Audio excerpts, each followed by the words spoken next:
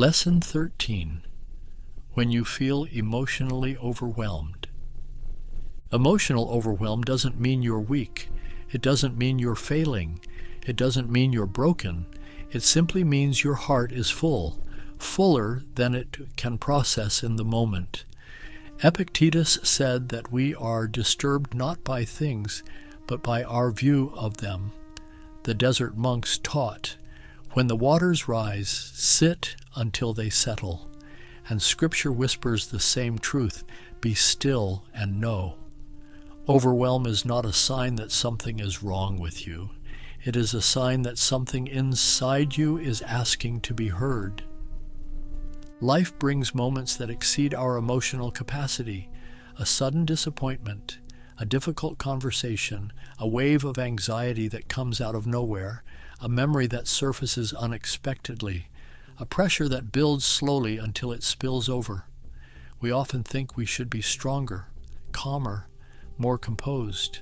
But the soul is not a machine. It has tides. It has seasons. It has limits.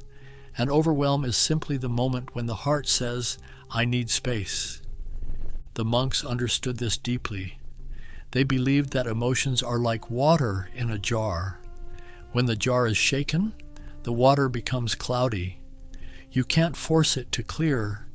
You can't command it to settle. You can only set the jar down and wait. The same is true for the heart. When emotions rise, the worst thing you can do is fight them. The second worst thing is to judge them.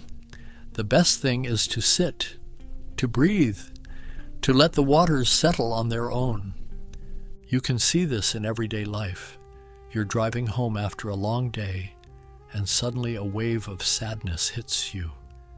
You don't know why. You don't need to know why. You just need to breathe. Or you're in the middle of a conversation, and something small triggers something big. Your chest tightens. Your thoughts race. Your body reacts before your mind understands. This is not failure. This is your nervous system asking for gentleness. Or you wake up with a heaviness you can't explain. Instead of forcing yourself to snap out of it, you can say, my heart is full today. That sentence alone can soften the entire day. Overwhelm becomes dangerous only when we resist it. When we tell ourselves we shouldn't feel this way, when we try to push through with force, when we shame ourselves for being human. Seneca wrote that the mind heals when it stops fighting itself. Scripture says, a bruised reed he will not break. God does not shame your overwhelm. He meets you in it. The first movement in moments of overwhelm is simply to pause, not to analyze, not to fix, not to interpret. Just pause. One breath, one moment, one small act of kindness towards yourself. The monks said, sit with your heart as you would sit with a friend. If a friend were overwhelmed, you wouldn't tell them to toughen up. You would sit beside them. You would breathe with them. You would wait with them. Do the same for yourself. The second movement is to observe without drowning. Imagine your emotions as waves. You don't need to stop the waves. You don't need to control the waves. You just need to stand on the shore and watch them rise and fall.